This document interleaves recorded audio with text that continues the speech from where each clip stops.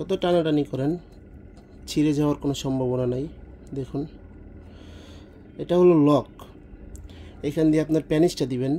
যখন কাজ করবেন, কাজ করার পর আপনার কাজ করার সময় প্যানিসটা এখান দিয়ে দিবেন।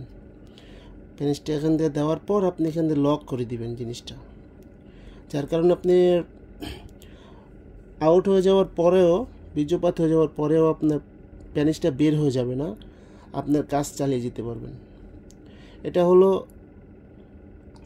6.5 ইঞ্চি ভাইব্রেশন কন্ডম।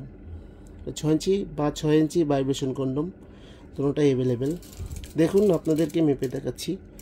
দেখুন, প্রোডাক্টটি 6.5 ইঞ্চি, আর ভিতরে 4 ইঞ্চি পরিমাণে ফাঁকা জায়গা, 4 ইঞ্চি পরিমাণে ফাঁকা জায়গা।